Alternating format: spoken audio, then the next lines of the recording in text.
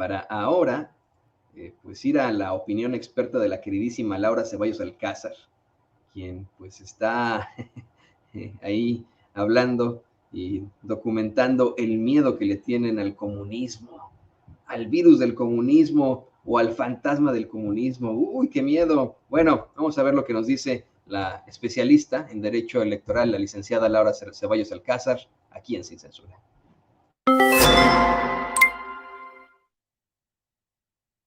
Hola, ¿qué tal amigos? Soy Laura Ceballos y esta es mi participación semanal para Sin Censura y hablemos del comunismo descafeinado para los que le tienen miedo. El fantasma del comunismo vuelve a salir a espantar a los que creen en banderas rancias que al agitarse los hace temblar como gelatinas.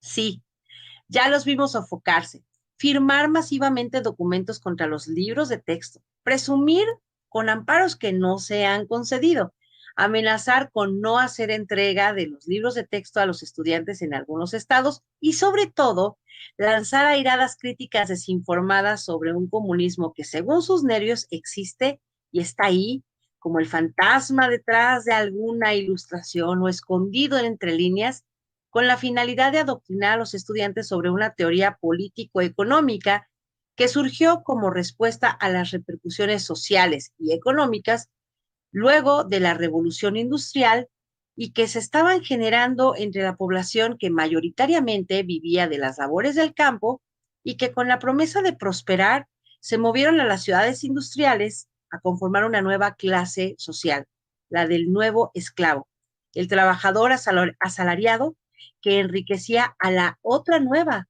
clase económica, la que ahora acaparaba los medios de producción. Esta condición recién desarrollada dio origen a la teoría de Karl Marx y Federico Engels. ¡Uy, qué miedo! ¡Tiemblen con los fantasmas!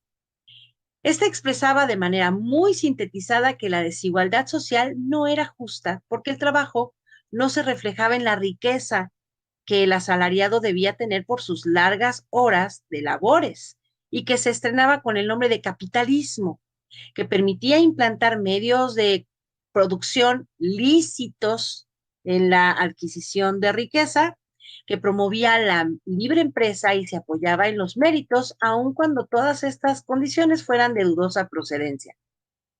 El propietario de esa empresa disfruta de las ganancias sin tener que compartirlas. Fin.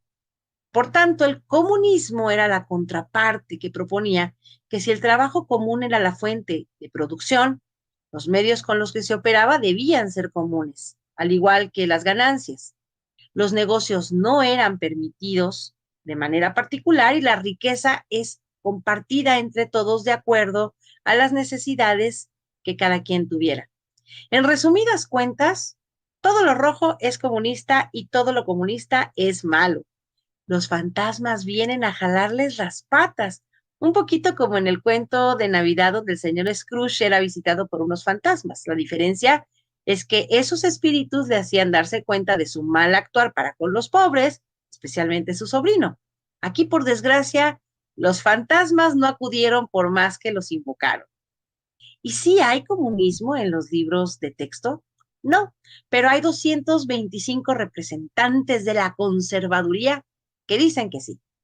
Publicaron un comunicado en el que le achacan a los libros de texto ser un crimen para la nación. ¿Cuál nación? La que se han encargado de destruir hasta dejarla en ruinas y que apenas estamos levantando, que no han sido puestos a consulta y que serán utilizados por docentes sin capacitación.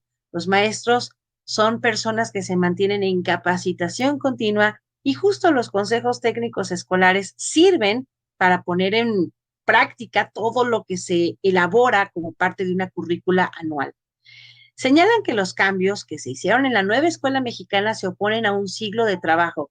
O sea, tenemos que seguir operando con la misma educación de un siglo en el pasado, que se pretende desaparecer las materias básicas de los educandos, que los alumnos ya no son el centro de la educación, sino la comunidad. Bueno, ¿y los alumnos qué son? Son parte de una comunidad y es preferible que trabajen todos unidos a verlos como entes aislados, que ya no se les dotará de los conocimientos lógico-matemáticos, el aprendizaje oral y escrito del español, que se elimina la historia, la ciencia, prefiriendo las supersticiones o la magia, que con ello se viola el carácter laico y les parece impensable que se enseñe fuera de los salones de clases, porque ¿cómo es eso de que van a comunicarse con miembros de la sociedad?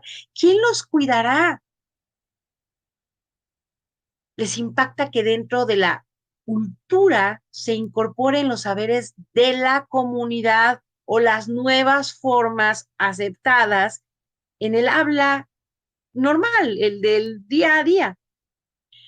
Para colmo, suponen que los estudiantes de preescolar, por ejemplo, no tienen la madurez para solucionar problemas, es decir, ni siquiera creen en la inteligencia de esos niños a los que dicen estar defendiendo.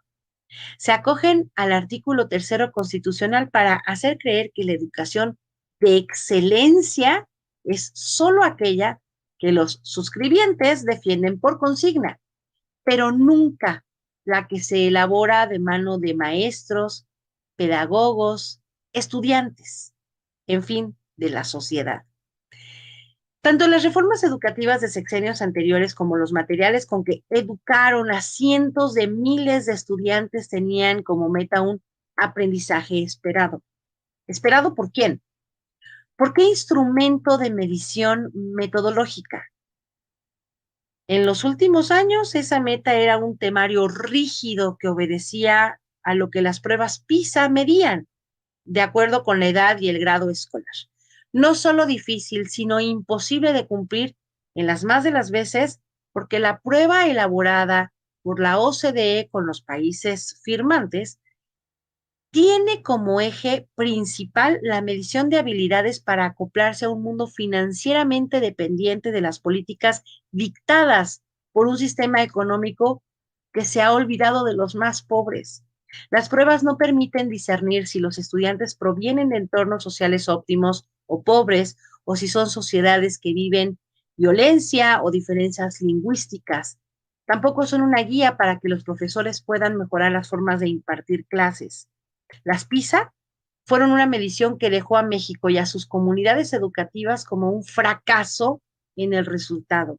Tanto es así que el señor X financió su obra fílmica de panzazo con que se justificaba la existencia de escuelas particulares, la persecución y demonización de los docentes de escuelas públicas y la protección de los textos de imprentas particulares con sus propios sistemas. Aunque las escuelas particulares tampoco pasaban las pruebas PISA con excelencia, así que no servía de nada tanta gastadera. Rechazan la actual propuesta educativa no porque de verdad les angustie el futuro de los estudiantes, porque hay que ser sinceros. Los hijos de todos los quejosos firmantes no acuden a estas escuelas y no se arriesgarán a tocar los libros por temor a que se les caigan los ojos. Los acusan de ser ideologizantes y ya hasta tienen un video con un niño de 11 años, de primero de secundaria supuestamente, que se duele que en la fotografía de la toma de posición del actual presidente hay banderas de Morena, y eso definitivamente le afecta en su desarrollo. Tenía 6 años cuando eso pasó, pero en fin, aseguran que es una metodología comunista cuando ni siquiera han leído un libro de alguno de los 5 países que aún se determinan con ese régimen. Pero para hacerles la tarea, solo me permito leer una parte de la dedicatoria que se hace al alumno en el libro de historia, 5º grado de primaria, de Cuba. Uy, qué miedito. Dice así: la historia de Cuba tiene un gran potencial político e ideológico para la consecución de la formación de la personalidad comunista, que le viene dado, entre otros factores, por el estudio de las tradiciones patrióticas de nuestro pueblo, los valores de nuestras más relevantes personalidades, el antiimperialismo nacido del comportamiento histórico del imperialismo yanqui como nuestro principal enemigo, la continuidad de nuestro proceso de la lucha por la independencia hasta llegar a la revolución socialista.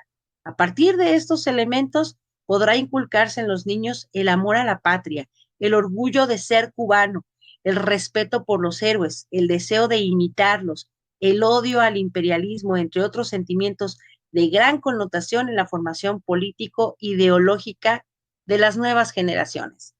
Solo pregunto, ¿la presentación de los libros de texto gratuito en algún lado señala alguna aproximación al pensamiento comunista?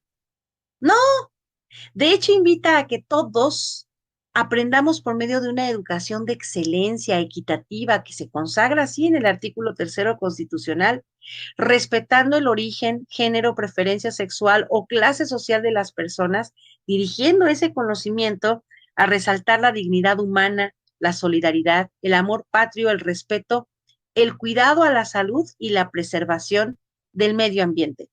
En esta nueva escuela mexicana se proponen nuevas formas de aprender, al punto que no se cierra únicamente al proceso maestro-alumno, sino que se abre a las demás personas que rodean a los estudiantes, la comunidad escolar, la familia y en general toda la sociedad. Estamos frente al reto de involucrarnos en un proceso de educación integral que produzca conocimientos trascendentales por medio de proyectos que aglutinan varios ejes de aprendizaje. Quedará en el imaginario de esos que siempre están con la zozobra de los fantasmas, el señor Marx, convertido en sábana, persiguiéndolos en cada libro, como siempre, en su club del terror, tipo Scooby-Doo. Muchas gracias y hasta la próxima. Bueno, pues ahí tiene usted a la licenciada Laura Ceballos Alcázar haciendo unos planteamientos muy, muy interesantes sobre el fantasma del comunismo.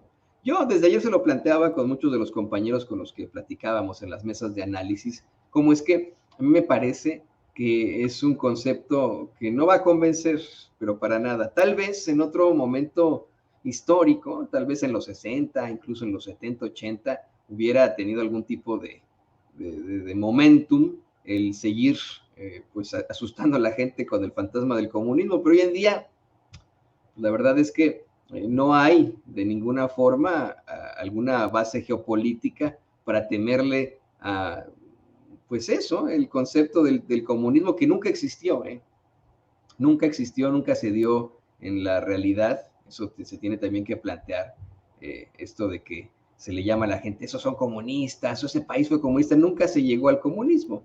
Cuando usted llega a estudiar el comunismo, el marxismo, el materialismo dialéctico, el materialismo histórico, pues se da cuenta que en todo caso el comunismo se convierte en una utopía que es inalcanzable, un estado en el que los seres humanos podrían caminar por las calles sin la necesidad de una fuerza coercitiva, sin la necesidad de una divisa, sin la necesidad incluso, ¿no?, de ropa casi, ¿no? Entonces eso no ha existido. El marxismo sí ha existido, el socialismo sí ha existido, hay todavía países de corte socialista, si se le puede llamar así, aunque, por ejemplo, si se piensa, por ejemplo, en Cuba, ya tienen una economía mixta, en todo caso, no se le podría llamar definitivamente socialismo, muchísimo menos a Venezuela y muchísimo menos a Corea del Norte.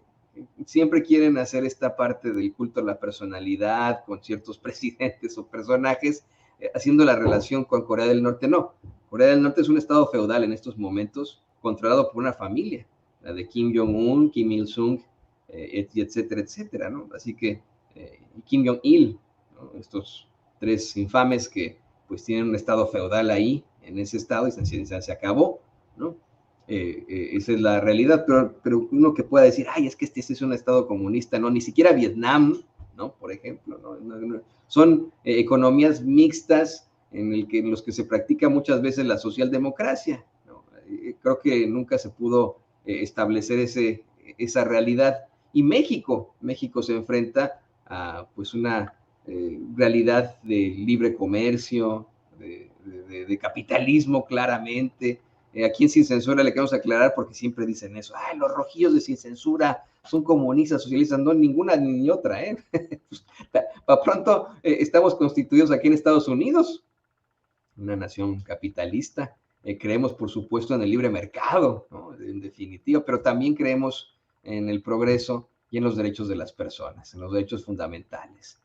Sin embargo, muchos apelan a ese miedo del que habla Laura para espantarlo a usted, para decirle es que lo van a hacer usted satánico, lo van a hacer usted comunista y etcétera, como lo hace el infame de Ricardo Salinas Pliego y pues su caterva de achichincles con esta campaña asquerosilla en contra de libros de texto que insistimos, aquí en Sin Censura hemos analizado, y no, hasta el momento no nos hemos encontrado con los poemas de Ho Chi Minh, no nos hemos encontrado con el manifiesto del Partido Comunista, hasta el momento, tampoco, como dicen ellos, nos hemos encontrado con contenido sexual inapropiado, no nos hemos encontrado, pues esto que le acusan a los libros de texto, una campaña muy, muy cuestionable, y específicamente ahora que tenemos que hablar, me va a decir que sí hablaron de Maui, Hawái, en los momentos más, efectivamente, perdón, para Patricia Flores, hago una interrupción con esto porque está fuerte el tema, hay una serie de incendios y decenas de muertos en Maui, Hawái, las imágenes son aterradoras por los incendios que se están planteando ahí. Pero bueno, eso es otra cosa. Decía que en estos momentos nuestros niños necesitan definitivamente tener ese acceso al conocimiento. Y estos que se quejan de los libros de texto gratuitos, en su vida tuvieron que pues abrir un libro de texto gratuito, ¿no? Ellos fueron a escuelas privadas durante toda su vida y bueno, pues esta es una mera lanzada política. Pero bueno, para hablar más sobre cuestiones que en todo